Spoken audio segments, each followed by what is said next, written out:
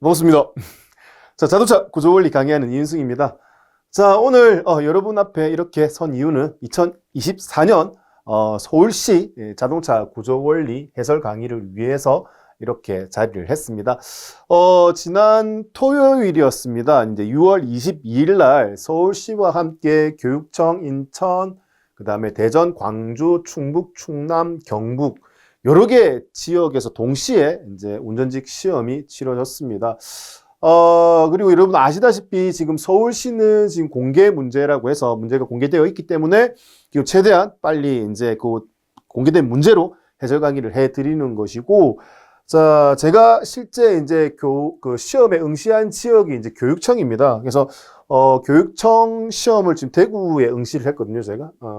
대구에서 응시를 해서 지금 복원한 내용들 유튜브 라이브, 제 개인 유튜브 라이브를 통해서 업데이트를 해 놓았습니다. 그래서 교육청에 혹시 뭐 점수를 좀 맞춰보고 싶으신 분들은 그렇게 들어가셔가지고 이제 점수 가다반 맞춰보실 수 있고, 지금 자동차 구조 원리뿐만 아니라 도로교통법규 사회까지도 전부 다 풀이를 해 놓았습니다. 그래서 다른 교수님과 같이 해 놓았기 때문에 교육청 그렇게 맞춰보시면 될 거고, 저는 뭐 대구에서 응시를 했지만 전국 동시 똑같은 문제로 교육청을 치기 때문에 그렇게 참고하시면 되겠습니다.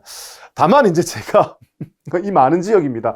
인천, 대전, 광주, 충북, 충남, 경북 몸은 안 하고 다 응시할 수 없었기 때문에 요 지역에 대해서 지금 보건 문제는 지금 전무후무합니다. 그래서 관련된 내용이 아예 없습니다. 그래서 혹시 이 영상을 보시다가 여기에 혹시 지역에 응시하시고 나서 서울시 풀이를 한번 보려고 들어오신 분들은 제 개인 메일이라든지 아니면 블로그, 뭐 유튜브 다 좋습니다. 어떤 경로로든지 뭐 키워드도 좋거든요. 키워드라도 이렇게 보내주시게 되면은 그 내용 좀 참고해서 내년 교재 준비할 때 최대한 좀 많이 보고를 해가지고 좀 내실을 키울 수 있는 교재를 좀 알차게 만들 수 있는 그런 계기가 되지 않나 싶습니다. 그리고 이제 보내주셔서 성의를 보여주시고, 그 다음에 이제 면접 자료가 혹시 또 필요하신 분들은 그것도 또 괜찮은 양질의 또 면접 자료를 또 더 보내드리도록 할 테니까, 일단은 좀 최대한 보시고 난 이후에 복원이 된 내용이 있으면, 기억나시는 내용이 있으면 가볍게 이렇게 보내주시면 좋을 것 같아요.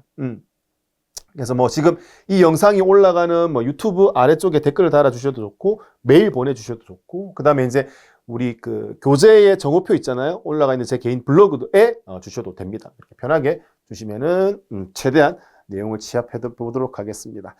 자, 그럼 거두절미하고 일단 이제 서울시 자동차 구조 원리 1번 문제부터 한번 풀이해 보도록 하죠.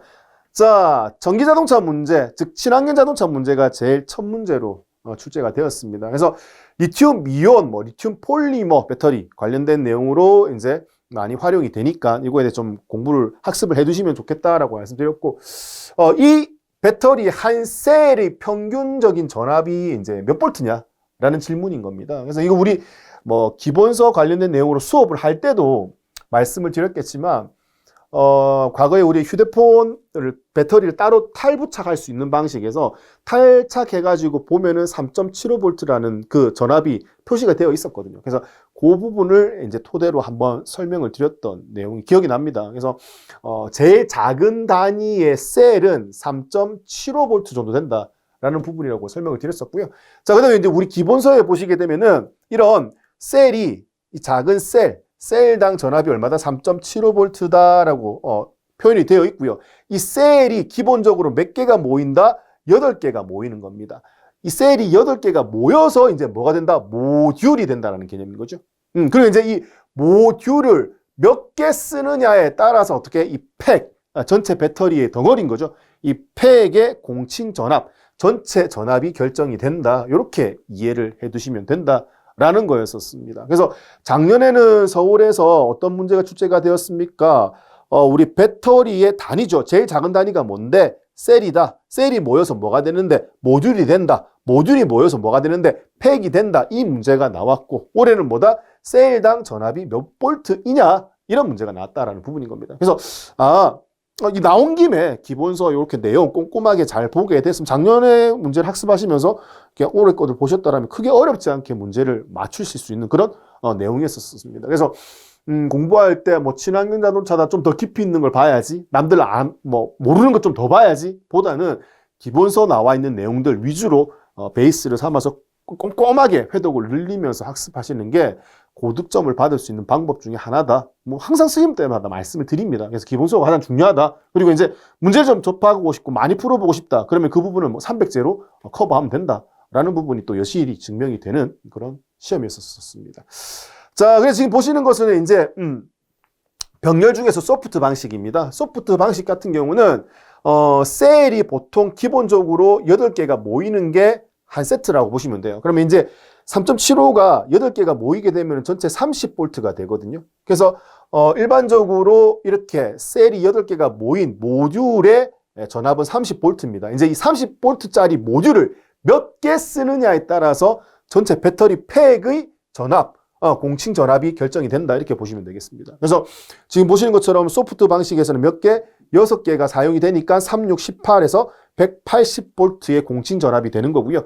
자, 그 다음에 이제 하드 방식 같은 경우는 전기차 단독 주행 모드가 있지 않습니까? 그렇기 때문에 배터리 공칭 전압도 좀 더 높아야 된다. 그래서 셀이 모듈이죠. 모듈이 몇 개 들어간다? 9개가 들어가게 된다. 그럼 39, 27에서 270볼트의 팩, 전체적인 배터리 팩의 전압을 가지게 된다. 공칭 전압을 가지게 된다. 이렇게 표현할 수 있다는 겁니다. 그래서 요거 나온 김에 이렇게 한 번 더 챙겨 보시면 좋을 것 같다라는 겁니다. 그래서 1번의 답은 2번이 되는 것이고요.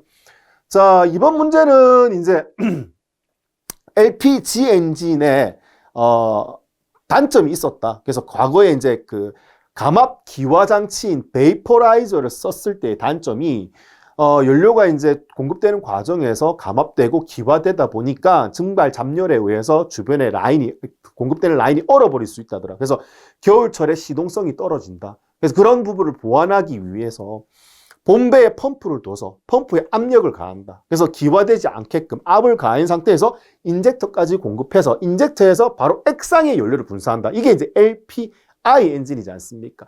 그 기본 개념만 알아도 뭐다? 4번 선지의 내용이 틀렸다라고 해서 답을 골라내실 수는 있다라는 부분인 겁니다. 그 외에 이제 겨울철 고질적 문제의 냉간 시에 이제 시동 문제, 이것도 확실하게 개선될 수 있다. 방금 설명드렸던 내용과 뭐 같은 내용이라고 보시면 되겠고요. 그 다음에 가솔린 엔진과 비슷한 수준의 동력 성능을 발휘할 수 있다. 공급되는 과정에서 기화가 되게 되면은 이 기체 상태에서 연료를 공급한다. 그러면 이제 농후한 상태, 좀 많이 뭉쳐져 있는 연료를 쓰기가 어렵다라는 개념인 거죠. 근데 이제 LPI가 되면서 액상의 연료를 흡기 밸브 바로 앞에서 분사를 하다 보니까 어떻게 된다? 동력을 가솔린 엔진 거의 비슷한 수준까지 끌어올릴 수 있다라는 개념인 겁니다. 출력을. 그래서 그런 부분에 관련된 내용으로 2번이 표현이 되었고, 자, 정밀한 연료 제어로 유해 배기가스의 배출이 적어지게 되었다. 이제 요게 개념인 거죠. 가솔린 엔진의 개념에서는 과거에 이제 우리 전자 제어하기 전에 기화기라는 걸 썼거든요. 가솔린 엔진에서. 이제 기화기를 써가지고 이제 기화기를 썼을 때 이제 우리 LPG 엔진이 가지는 즉, 감압 기화 장치인 베이퍼라이저를 사용했던 그때의 단점을 기화기 때 그대로 보였다라는 겁니다. 가솔린 엔진에서는. 근데 이제 이 기화기를 쓰다가 이제 전자 제어화가 되면서 이제 얘 같은 경우는 SPI를 거쳐서, 그죠? 그 다음에 이제 MPI 방식이 나왔다라는 개념인 겁니다. 그래서 흡기 밸브 바로 앞에서 연료를 이제 분사하는 방식이 되었고, 그 방식이 이제 LPG 엔진에서는 뭐라고 표현한다? LPI 엔진이다라고 표현을 하는 부분인 겁니다. 자, 그 다음에 여러분 아시다시피 이제 MPI에서 효율을, 가솔린 엔진인데 디젤 엔진처럼 연료를 직분사하고 싶다, 연소실에 직접 분사하고 싶다라고 해서 나온 게 뭐다? GDI 엔진이라는 녀석이 나왔지 않습니까? 마찬가지입니다. 그러면 LPI 다음 버전 똑같이 나오겠죠. 그래서 LPG를 다이렉트로 인젝션 한다고 해서 LPDI라고 하는 엔진이 지금 현재 봉고차죠. 포터하고 봉고, 화물차, 소형 화물차에 전기차를 쓰다가 한번 충전해가지고 갈 수 있는 거리가 너무 짧더라는 거죠. 그래서 이제 자주 충전하다 보니 그런 단점 때문에 어쩔 수 없이 어떻게 한다? LPG 연료를 사용을 해서 LPDI 엔진이 이제 상용화돼서 출시가 되고 있다라는 부분인 겁니다. 마찬가지 이제 가솔린이든 LPG든 디젤이든 연소실에 연료를 직접 분사하면서 궁합이 잘 맞는 녀석이 있죠. 뭐다? 터보 차저, 우리 과급기라는 녀석이죠. 그래서 이 녀석을 붙이게 되면은 더 어떻게 공기 중에 산소의 밀도를 높여서 흡입하고 압축해서 연료 분사량을 좀 더 높이게 되면 어떻게 된다? 작은 엔진에서 큰 출력을 낼 수 있다라는 개념인 겁니다. 오히려 이제 뭐 다운사이징이 가능해진다라는 걸로 다시 풀어서 설명할 수 있다라는 부분인 거고요. 그래서 전체적인 흐름이 이렇게 가고 있다라는 그 맥락을 알고 있는 상태에서 학습을 하시게 되면은 정리하시기 훨씬 더 편할 수 있다라는 부분인 거죠. 그래서 이것도 지금 이제 상용화돼서 지금 사용되고 있기 때문에 조만간 이제 이 부분도 이제 출제가 될 수 있다라는 부분인 겁니다. 이제 뭐 1, 2년 안으로 출제가 될 수 있다라는 거죠. 그래서 이제 일단 이번 문제는 지금 아까 설명드렸던 대로 4번 내용이 고압 기상 분사하여라고 표현했기 때문에 이건 기상이 아니라 액상으로 분사하기 때문에 LPI 엔진에 해당되는 내용이다. 틀린 거죠. 그래서 답을 4번으로 고르시면 되겠고 지금 뭐 기본서에 있는 내용에 거의 순서만 약간 바뀌고 표현만 살짝 바꿔가지고 똑같은 내용이 있습니다. 그래서 120페이지 참조하시게 되면 뭐 이 내용도 어렵지 않게 해결을 할 수 있었던 그런 문제입니다. 자, 그 다음에 엄청나게 강조를 해드렸습니다. 정말 자주 출제됩니다. 뭐가 가솔린 엔진과 디젤 엔진에서 왜 노크가 발생이 되는데, 그럼 노킹을 좀 안 일어나게 하기 위해서는 어떻게 해야 되는데, 그럼 노킹이 발생되면 어떤 영향을 미치는데, 이거는 정말 중요하니까 반드시 좀 기억을 해달라고 말씀을 드렸고 출제도 많이 되었다라는 부분이었었습니다. 마찬가지입니다. 디젤 기관 노크 방지 방법에 대한 질문이 똑같이 나왔습니다. 그래서 가장 옳지 않는 것을 골라라 라고 하는 문제였죠. 그래서 당연히 착화성이 좋은 연료를 써야 됩니다. 착화 지연 때문에 디젤 엔진에서는 노킹이 발생이 되니 착화가 잘 되게 해야 한다. 이게 곧 세탄가가 높은 연료다. 이렇게 보실 수 있는 거죠. 자, 연소실 내 공기 와류를 어떻게 적극 활용하면 좋다. 이거는 가솔린 엔진, 디젤 엔진 공통으로 와류는 전부 다 도움이 된다고 했죠. 노킹을 줄이는데. 그래서 맞는 내용이고요. 자, 연료 분사 초기에 연료 분사량을 많게 해서 덩어리로 어떻게 뿌리게 되면은 스스로 불붙기가 어렵다. 당연히 어떻게 한다? 착화가 지연되게 된다. 디젤 엔진에서 착화 지연은 즉 노킹을 잘 발생시키는 원인이 되기 때문에 얘가 옳지 않은 것이구나라고 해서 답을 쉽게 골라내실 수 있는 그런 문제였었습니다.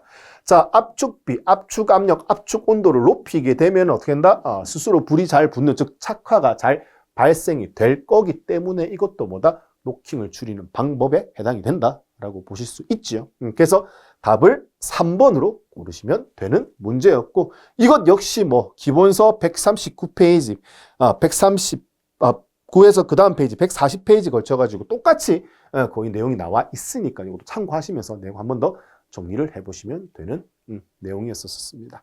자, 그 다음에 4번 문제도 보시죠. 4번 문제는 2바퀴가 구동되는 것과 4바퀴 사륜 구동의 특징, 요거 비교하는 내용이었었습니다. 그래서 이제 문제는 뭡니까? 사륜 구동이 가지는 특징에 대한 설명으로 가장 옳지 않은 것을 골라라 라고 이야기하는 거죠. 4바퀴가 모두 굴러서 동력을 전달하기 때문에 등판 성능, 그다음 끌고 가는 견인력 이런 것들이 굉장히 우수할 수밖에 없다라는 개념인 겁니다. 당연히 4바퀴를 전부 다 굴려서 구동하기 때문에 2바퀴가 슬립이 되더라도 나머지 2바퀴가 또 구동이 될 수 있는 부분인 거잖아요. 그렇기 때문에 이런 특징을 가지게 되고, 험한 도로나 미끄러운 노면이죠. 그래서 오프로드라든지 눈길, 빗길 이럴 때도 엄청나게 효과적일 수밖에 없다. 4바퀴가 접지돼서 구르기 때문에. 그리고 이제 연비가 우수하다. 자, 이렇게 사륜 구동을 하기 위해서는 4바퀴를 구동시키기 위한 동력 전달 계통이 복잡해질 수밖에 없다. 얘가 복잡해지고 어떻게 동력이 전달됨에 따라서 효율이 떨어진다는 개념이죠. 그래서 무거워지고 효율 떨어지고 연비는 나빠질 수밖에 없다. 하지만 그 외에 나머지 가지는 장점이 많기 때문에 이 장점들이 나는 필요할 경우 어떻게 유지비가 좀 들더라도 나는 사륜 구동을 선택을 하겠다. 이게 이제 우리 알고 있는 사륜 구동의 상식이지 않습니까? 그래서 그 내용으로도 얼마든지 해결을 할 수 있는 그런 문제였고요. 마찬가지입니다. 조향 성능과 안정성이 향상이 된다. 그거 생각해 보시면 되잖아요. 우리 조향 장치에서 배웠는데 뉴트리얼 스티어와 언더 스티어, 그다음에 오버 스티어를 배웠지 않습니까? 그래서 언더 스티어는 일반적으로 FF 방식에서 좀 잘 발생이 된다라고 볼 수 있고, 오버 스티어는 FR 방식. 이 녀석 둘 다 이륜 구동이지 않습니까? 근데 뉴트리얼은 사륜 구동에서 일반적으로 많이 발생이 되니 당연히 조향, 성능, 안정성 이런 것들이 향상될 수 있다. 이렇게 표현할 수 있는 부분인 겁니다. 자, 기본서에서는 전체적으로 이렇게 쭉 해설하듯이 표현이 되었기 때문에 요거 읽고 이 내용 이해하기 힘들다? 그래서 뭔데? 우리 300제에 보시면은 똑같이 동력 증가시 부품 수요 증가로 인한 동력 손실이 많아 연료 소비량이 높아진다라고 명확하게 표현이 되어 있다는 거죠. 그래서 300제 내용도 이렇게 잘 풀어보셨다라면 정말 어렵지 않게 답을 골라낼 수 있는 그런 문제였었습니다. 그래서 답을 3번으로 보시면 되겠고요. 자, 이제 5번 문제입니다. 자동차가 주행함에 있어서 저항이 생길 수 있다더라. 그래서 구름 저항, 오르막길 등판 저항, 가속 저항, 오르막길 등판 구배 저항이라고도 얘기를 하죠. 그 다음에 이제 공기 저항, 가속 저항 이런 것들이 있습니다. 그래서 이 항목들 저항에 해당되는 항목별로 비례하는 인자가 뭐가 있는지에 대해서도 알고 계셔야 되고, 그거와 관련된 계산 문제가 좀 자주 출제가 되었었습니다. 그 다음에 이제 이번에는 뭘 물어봤다? 이 저항에 대한 정의에 대해서 정확하게 알고 있느냐, 그런 문제였다라는 거죠. 그래서 이 녀석도 뭐예요? 우리 기본서에 구름 저항이라고 해서 자동차 주행 시 타이어에 발생하는 저항으로서 타이어의 변형, 노면의 굴곡, 그 다음에 의한 충격 저항, 허브 베어링 부의 마찰 저항 이런 것들 전부 다 포함되어서 우리 뭐라고 한다? 구름 저항이라고 표현을 한다라고 우리 기본서에 나와 있고, 그 내용 크게 벗어나지 않게끔 어떻게 보기의 내용에 나와 있었다라는 부분인 겁니다. 그래서 이제 요거 하는 김에 여기에 이제 구름 저항 항목에 이제 비례하는 인자들이 뭐가 있는지, 그리고 이제 그 나온 김에 가속 등판 공기 저항에 비례하는 인자 요소가 뭐가 있는지 한 번 더 챙겨 보실 필요가 있다. 은근히 좀 자주 출제되는 부분 중에 하나다라고 보시면 되겠죠. 그래서 이것도 기본서에서 영락 없이 그대로 출제가 되었던 문제인 거고요. 제가 이거 라이브 하면서 했는데 자, 이 타이어 패턴 우리 항상 얘기했잖아요. 이거는 우리 수막 현상, 수막 현상에 엄청나게 강하다. 그래서 수막 하이드로플레이닝 잘 일으키지 않는다. 그리고 이제 선회할 때 고속으로 주행하면서 선회할 때 옆방향, 사이드 방향이 미끄러워짐 이런 거 지지하기가 좋다. 이게 뭔데? 고속 주행용 적합한 거, 세로로 나 있는 거. 이거 뭐다? 리브 패턴이라고 얘기했잖아요. 그리고 가로로 견인력을 좋게 하기 위해서 한 게 뭐다? 러그 패턴. 이거 중요하다라고 말씀드렸잖아요. 그래서 수막 현상을 방지하기 위해서는 뭐다? 러그를 쓰지 않고 리브 패턴을 써야 된다라면서 몇 번 말씀드렸는데 우리 교육청 라이브 하고 있을 때 대각선 앞에 계신 분 거 보고 러그라고 답을 선택했길래 그거 뺏겨 썼는데 틀렸다라고 하시는 분이 참 이건 뺏길 게 아니지 않습니까? 정말 중요하다고 말씀드렸던 부분인 거고요. 그래서 크게 어렵지 않게 학습을 하셨다면 리브 패턴이라고 답을 골라낼 수 있는 그런 문제였었습니다. 자, 7번 보시죠. 7번 문제가 그나마 조금 변별력을 줄 수 있는 문제라고 볼 수 있지만, 이것도 이제 기본서를 꼼꼼하게 여러 번 읽어보고 수업을 잘 들었다라면 크게 어렵지 않게 풀 수 있는 문제였던 거죠. 엔진 오일과 관련된 내용이고 가장 옳지 않은 것을 골라라라고 이야기를 하는 겁니다. 자, SAE 분류라는 녀석이 있죠. 그래서 SAE 분류에 W가 붙은 녀석이 있고 W가 붙지 않은 녀석이 있다. 그래서 W가 붙어 있는 녀석은 이제 영하 17.78도, 영하 거의 18도라고 우리 표현하죠. 그래서 화씨의 개념으로 0도가 섭씨로 했을 때 영하 18도다라고 얘기했던 부분인 거죠. 근데 그때 뭘 나타낸다? 점도를 나타내기 때문에 겨울치라고 보시면 되겠죠. 그래서 W가 붙은 거는 영하 18도에서 점도를 나타내는데 그냥 상온이라고 했기 때문에 바로 그냥 얘가 답이 되는 거죠. 그래서 1번이 바로 틀렸다라고 판단을 내릴 수가 있다라는 부분인 겁니다. 요거와 비슷한 유형의 문제가 몇 번 또 출제가 된 적이 있거든요. 요거 SA 분류와 관련돼서는요. 그래서 W가 붙었을 때, 붙지 않았을 때 이걸 사계절용 타이어를 쓴다 라는 개념으로 문제가 나왔었고, 이거 나온 김에 W가 있을 때 없을 때까지 같이 보실 수 있었다라는 거죠. 그래서 W가 붙지 않은 것은 뭐다? 그냥 100도씨에서 어떻게 점도를 나타낸다. 이거는 이제 맞는 거고요. 그래서 답을 1번으로 고르는 거는 크게 어렵지는 않았다. 자, API 분류로 나눴을 때 가솔린은 뭐가 붙는다? 앞에 M이 붙고, 디젤은 앞에 D가 붙는다 라고 표현했던 부분인 거고요. 그 다음에 이제 조건입니다. 엔진 오일을 사용하는 조건이 좋은 조건, 중간 조건, 나쁜 조건인 거죠. 부하를 많이 받지 않는 좋은 조건에서는 ML, 중간 조건, 나쁜 조건, 가솔린 엔진. 디젤 엔진 마찬가지인 거죠. 이게 그 좋은 조건에서는 G, 그 다음에 중간 조건, 나쁜 조건 이렇게 나눌 수 있다라는 부분이었던 겁니다. 이게 기억이 나지 않더라도 여기서 명확하게 답을 골라내실 수 있기 때문에 일단 문제 푸는데 크게 어려움이 없었던 그런 내용이었습니다. 자, 그래서 이제 API 분류해서 경부하용, 부하가 작을 때잖아요. 가솔린 엔진에 적합한 것은 앞에 M이 붙은 거에서 뭐다? 제일 첫 번째 ML이 맞다. 그런 개념인 거고요. 자, 기온이 낮은 국가에서 또는 겨울철용 엔진에서는 엔진 오일에는 SA 분류 기준으로 20W40보다는 5W30을 사용하는 것이 더 적합하다라는 부분인 겁니다. 겨울이기 때문에 W 붙어 있는 녀석을 보셔야겠죠. 영하 18도에서.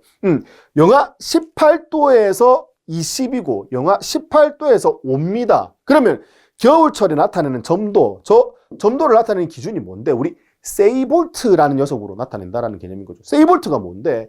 60cc 오일을, 이 작은 구멍입니다. 거의 0.2mm도 안 되는 작은 구멍에다가 어떻게, 0.2cm라고 봐야 되겠네. 그러면 2mm도 안 되는 작은 구멍에다가 어떻게 오일을 흘렸을 때 통과하는 시간을 초로 나타내는 겁니다. 그렇기 때문에 겨울철은 원래 어떻게 돼요?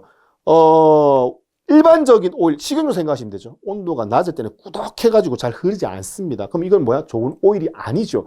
겨울철임에도 불구하고 잘 흘러서 어떻게 된다? 흐르는 시간이 짧으면 짧을수록 좋다. 그래서 W가 붙었을 때는 통과하는 시간이 뭐야? 짧은 것이 좋다. 그래서 지금 보시는 것처럼 얘는 뭐야? W가 붙었는데 얘는 5초 만에 통과했고 얘는 뭐야? 20초 만에 통과했다라는 개념인 거죠. 그럼 겨울철에는 잘 흐르는 것이 좋기 때문에 W가 붙었을 때는 어떻게? 앞에 숫자가 작은 것이 더 좋다. 좋은, 괜찮은 오일이다. 우리 점도 지수로 따지면 점도 지수가 더 높은 오일이다. 겨울철에서 봤을 때는. 그렇게 표현할 수 있다는 거죠. 그래서 3번 내용도 맞습니다. 그래서 옳지 않은 것은 답을 1번으로 선택하시면 되는 그런 문제였었습니다. 이 문제가 제일 어려웠었어요.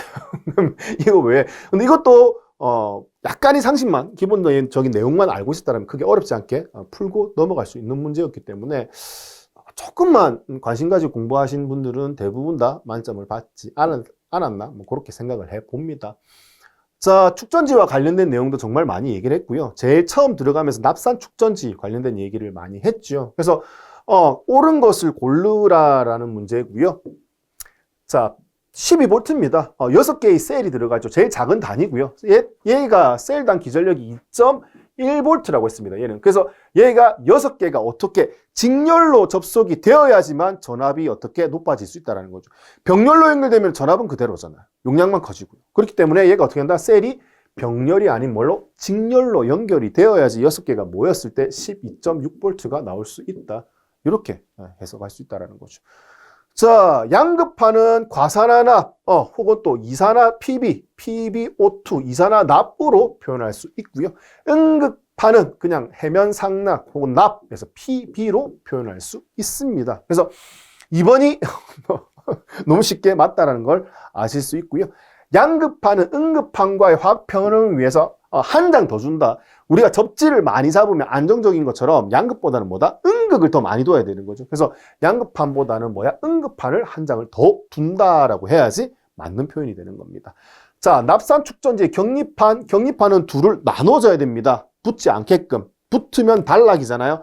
단락되지 않게끔 중간에 끼워서 어떻게 전도가 아니라 비전도성을 가지고 있어야 된다라고 해야지 맞는 내용이 되겠죠. 그래서 여기에 맞는 내용은 2번이다. 이렇게 보시면 되겠고, 우리 기본서에 똑같이 그 내용 그대로 표현되어 있으니까 한 번 더 확인을 해보시면 좋을 것 같습니다. 자, 나올 만한 문제들이 나왔고, 자주 출제될 만한 문제들이 나왔었습니다. 그래서 기본서가 정말 중요하다. 다시 한번 강조드립니다. 자, 이것도 마찬가지죠. 드럼 브레이크에 비해 디스크 브레이크가 가지는 특징에 대한 설명으로 옳지 않은 것은 이라는 문제였고요. 이거는 교육청과 거의 비슷한 유형의 문제였다라고 볼 수 있습니다. 자, 공기 중에 노출되어 있는 디스크이기 때문에 냉각 성능이 좋습니다. 그래서 제동 성능을 안정적으로 낼 수 있고요. 그 다음에 구조가 간단합니다. 작업하기도 굉장히, 패드를 교환하는 작업하기도 굉장히 편하고요. 정비하기도 굉장히 쉽습니다. 마찰 면적이 작아요. 그리고 자기작동도 없잖아요. 드럼 브레이크에 발생된 자기작동도 없기 때문에 자, 마찰면이 적고 자기작동이 없어서 큰 패드의 압착력을 필요로 해서 작은 면적에 강한 압착력을 주기 때문에 패드의 마모도가 빠르다. 다만 뭐야? 정비하기가 쉽기 때문에 크게 걱정은 하지 않아도 된다. 뭐 이런 내용이다 라는 거죠. 자, 자기작동이 없잖아요. 있기 때문에 고속에서 반복적으로 사용해도 뭐야? 제동력의 변화가 뭐 적다 이렇게 표현되어 있지만 자기작동이 없기 때문에 뭐야?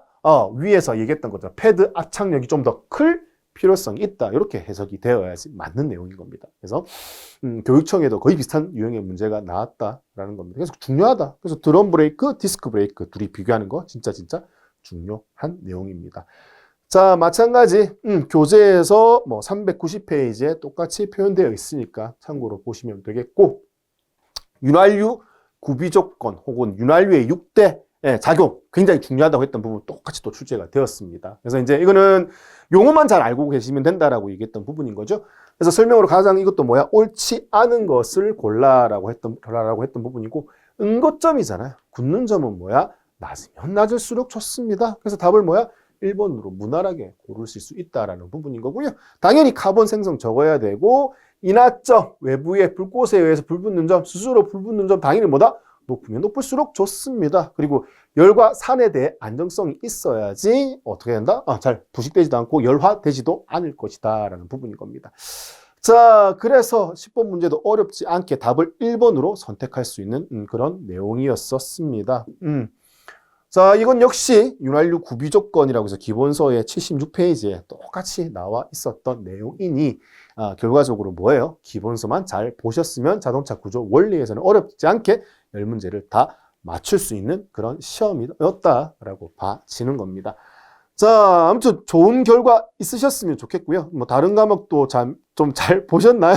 잘 보셨으면 좋겠습니다. 그래서 만약에 결과가 좋게 나오시게 되면은 개인적으로 메일 주시게 되면 제가 면접 자료들 필요한 것들 모아서 취합해서 전달을 좀 해드리도록 하겠습니다. 그리고 제가 앞에 서두에 수업 들어가면서 말씀드렸던 내용 있잖아요. 각 지역, 제가 지금 응시하지 못한 지역에 대한 문제 자료가 전혀 없습니다. 그래서 그 부분에 혹시 응시를 하신 분이라면은 키워드도 좋으니 저한테 뭐 메일, 뭐 블로그, 유튜브 이 영상 올라가는 아래쪽에 달아주시게 되면 제가 잘 참고해서 활용을 하도록 하겠습니다. 자, 그러면은 일단 뭐 짧게 준비해가지고 도움이 되셨는지 모르겠습니다. 그리고 이제 필기 점수가 좀 높게 안정적으로 획득해서 면접 준비를 좀 해야겠다, 미리 해야겠다라는 판단이 드시는 분들은 카페라든지 아니면 뭐 카카오 오픈 채팅방 이런 데다가 방을 만드셔가지고 사람을 빨리빨리 모으십시오. 모으셔가지고 관련된 내용으로 면접 같이 모의 면접도 해보고 자료를 공유하면서 남들 앞에 서가지고 얘기를 많이 해보는 게 굉장히 많은 도움이 됩니다. 그래서 그런 것들 시간 덧대히 보내지 마시고 최종 합격하실 때까지는 그렇게 한번 알차게 시간을 보내보시길 바라면서 오늘 수업 이것으로 가름해 볼까 합니다. 자, 수고하셨습니다.